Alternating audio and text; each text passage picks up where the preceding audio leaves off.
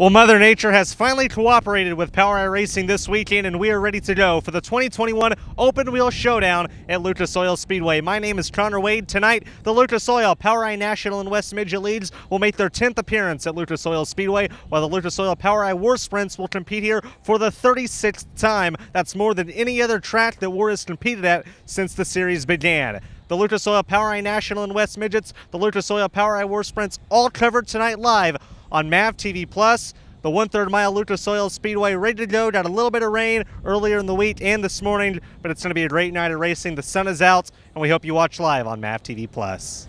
Well, let's take a walk through the pit area here at Lucas Oil Speedway. First up, we see the car number 14, owned by the series director for the Lucas Oil POWRi West Midget League, Eric Finn. Eric also behind the wheel tonight. We don't see him get back in a race car very often, but glad to have him with us here tonight, as we'll come up on the beautiful number 44 Chad Shields racing machine. Brendan Rourke in that car this season. And then Riley Kreisel in car number 91, one of the competitors with the Lucas Oil POWRi War Sprints. Three-time defending series champion, looking to do that again here in 2021. Still searching for his first win of the season. The Lucas Oil War Sprint League has had one weekend at Lake Ozark Speedway a couple weeks ago. Wesley Smith and Mario Klauser were the winners. So Kreisel looking to find victory lane for the first time this season. And in the Lucas Oil POWRi National and West Midget Leads, the Lucas Oil POWRi War Sprints, also the ASCS Warrior and Sooner regions with us here tonight. A little bit of a silly season going on here towards the end of April. Let's tell you a little bit more about that. Trey Gropp back in the Mounts Motorsports 00. The car that he ran 14 races in last season. And let's talk to the 2020 Lucas Oil POWRi National Midget Rookie of the Year. He ran half of the 2021 season with MSW Motorsports, moved over to Team Ripper. That's where he started this season at, and now he's back in the 00, the car you won at Airport Raceway last season and had a podium finish at I-55 with. Trey, how's it feel to be back with MSW Motorsports and J-Mounts turning the wrenches? It feels really good. You know, we've always been strong together. We've always had speed, always been fast. So we've never ran this track in a midget, so I guess we'll see what we can do.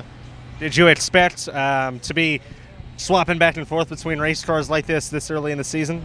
No, not really, but I mean, it's all part of it, I guess. There's been a lot of teams switching, so I guess I was just one of them that ended up switching too. So, you know, have you thought back to the move you made last season when you went from Mounts to Team Ripper and how you handled that? Really just mentally, have you taken anything from that into moving back to MSW? Yeah, I've learned a lot, definitely. I mean, I'm just more excited to go race right now than anything. So we'll see what we can do. Big track like Lucas Oil Speedway. What are your expectations? I want to win. So really, that's what I'm here for. So mainly that, but also have fun. So like I said, we'll see what we can do tonight. Well, great to talk to you, Trey. Looking forward to seeing you and seeing what you and Jay Mountains can do here tonight back together. Thank you. Appreciate it. Trey Gropp double duty tonight with the Lucas Oil POWRi National and West Midgets. And in the Lucas Oil POWRi War Sprint, he'll be in the 54. Well, a three-time Lucas Oil POWRi National Midget champion makes his season debut with the Lucas Oil POWRi War Sprints, and that is Zach Dom. Zach, you've been down in New Zealand for quite a while, just got back not too long ago. Tell us about your trip down there. How was it? You did some racing, I believe. Yeah, we ran a few races down there. We, I think, didn't get to run as much as we wanted to. COVID kind of shut it down for a couple of weeks there, but we ended up won the first night out. We ran fourth one night, ran third one night, and got rained out the last night. We were supposed to come home, so didn't get to race as much as I'd like to. But you know, Tasman got to see her family, and Remy got to meet the New Zealand side of the family and everything. So it was worth it for that. And quarantine kind of sucked. Sitting in a hotel room for 14 days wasn't the most fun in the world, but we made it out of it, and we got to enjoy some sunshine down there and come back here, and the weather's getting better, so summer's here, racing's here now. Well, back in the States, in the sprint car this weekend, talk about the plans for 2021. How much are we going to see in this? Will we see you in a midget at all? Oh, I'm sure I hopefully get a ride sometime in a midget. As of right now, all I own is one motor. I don't even own a midget chassis at the moment. Don't know if I have any plans to build one. I'm kind of just taking it kind of week by week at the moment. I got the speed shop, I'm trying to get it going, and the last thing I need is a $100,000 midget just to piss away money. So I got sprint car stuff here, and we're gonna run it a little bit. I'll run McGarry's car a little bit, and I'll probably hit or miss a few midget rides here and there if I can, and just kind of take it week by week. Well, you're one of the most experienced drivers at Lucas Oil Speedway, arguably one of the most successful as well. 3 wins here with WAR, 1 in midgets, one of a few handful of drivers that have done that in both series. Talk about what it's like to get around a bigger place like Lucas Oil Speedway. Just back when I ran or won the midget deal, we didn't have these kids that were fearless and just run into you, so it's a little bit easier back then. And it's place takes a little bit more respect than I think what some of these kids will give it. It is very fast for a midget, especially once a place will get it'll get technical, it'll get real patchy, and these guys they'll haul off in there, and you'll be in a death slide here almost. So just I guess years of experience kind of help play out that, and come down here for the Hawken Memorial the last few years, definitely get quite a bit of track time here, so that definitely helps. Well, great to have you back here at the racetrack with Power Eye. Good luck tonight, Zach. Thank you, guys. 3-time Midget Series champion. Always interesting what he's going to have to say. Zach Dunn will be in the 5D Sprint car tonight. Here's a look at Tyler Thomas. He and new crew chief Cody Cordell getting ready to go. Tyler finished second here back in 2015. Well, Emerson Axum finished second for the 3rd time in his career. The last time the Lucas Oil Power Eye National Midgets were in action. Brought home a 2nd-place finish to Jake Newman at Port City Raceway to round out the Turnpike Challenge. Emerson still searching for that first career win. He's finished second now 3 times. There's a look at Taylor Reimer. New paint scheme, new colors for her. New sponsor as well, as Buzzballs Cocktails comes aboard. Cannon McIntosh will be in the 08, searching for his first victory of the season. Let's talk to the driver that made the trip out this weekend from Mooresville, North Carolina, Ethan Mitchell.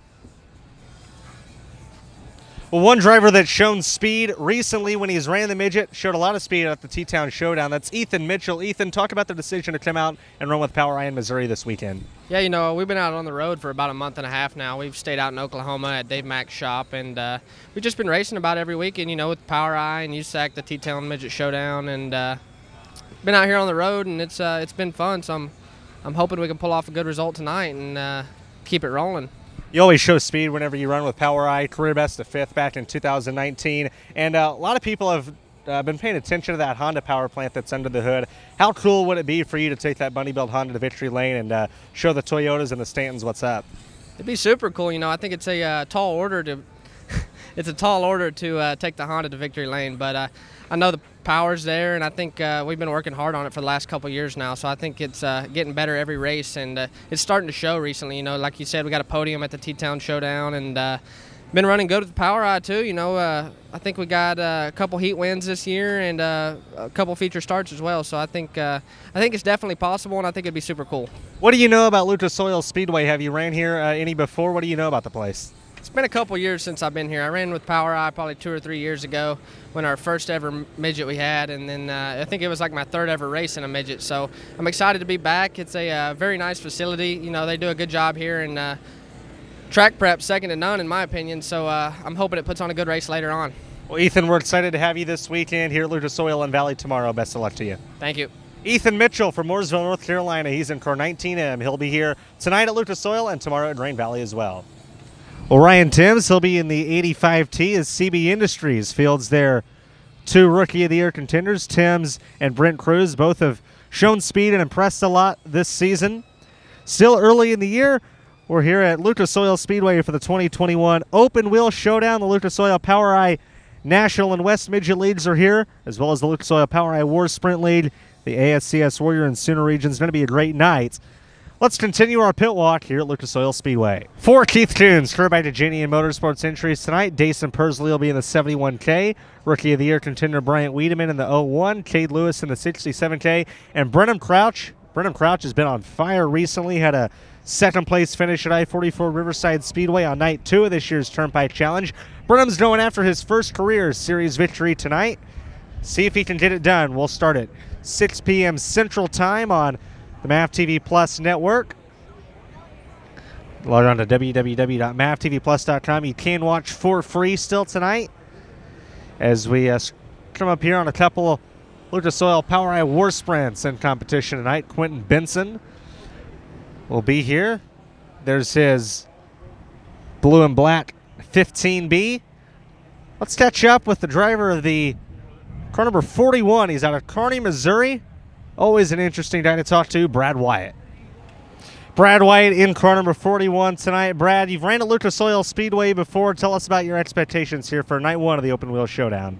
I never seem to have any luck here. I've won a heat race here once and ran like absolute garbage here most of the time. So we're gonna set the thing up a little bit free because I think it's rained a lot, as you can see, and just drive the hell out of it. So 2 days of racing here in Missouri. Will we see you at Valley tomorrow as well? no, that was a last-minute change, and my son's birthday party's tomorrow, so I'm all done for Valley. Okay, that's more important. Priorities, right? Hey, one race weekend like this, you know, whenever you go from a 2-day show to a 1-day show, what's that change? Do you drive more aggressive tonight knowing that you don't necessarily have to save your stuff for tomorrow night?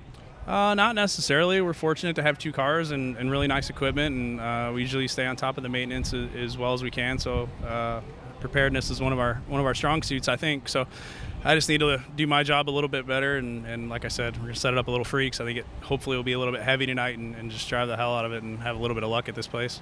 Well, he said it. That's what Brad Wyatt's trying to do tonight. Great talking to you, Brad. Best of luck to you tonight. Thanks, man. 41, that's Brad Wyatt.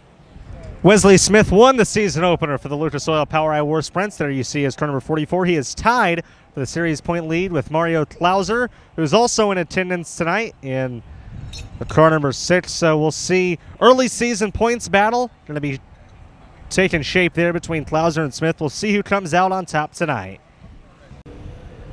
Well, we told you a little bit about the silly season taking place early on, but let's tell you a little bit more. Trade Rop out of the Team Ripper car number 21K, back in to the MSW Motorsports number 00. The defending series champion, Jake Newman, will drive Flea Ruzic's car number 21 tonight. Jake has plenty of experience with that team, won at Southern Illinois Raceway and Belle Claire Speedway in Flea's 21 car back in 2019. So back in a car that he's comfortable with. Driving Jake's number 3 in will be Xavier Doney, one of the Rookie of the Year contenders for the Lucas Oil Power Eye War Sprints. Tonight, Xavier will make his debut with the Lucas Oil Power Eye National and West Midgets. Couple heavy hitters with the Lucas Oil Power Eye War Sprints tonight. There's the 5C, that is Colton Cottle. We'll see what Colton can do. He's trying to find victory lane. Then we got Mario Klauser. Mario Speedwagon picked up the win on night 2 at Lake Ozark Speedway a couple weekends ago. Mario has 2 victories here at Lucas Oil Speedway, both of them on the prelim nights for last year's Hockett McMillan Memorial. He's looking for his 7th career series win here tonight. So once again, you can check out tonight's broadcast on MavTVPlus.com as we see a couple cars for the Lucas Oil Power Eye National and West Midgets and the Lucas Oil Power Eye War Sprints all in action tonight at Lucas Oil.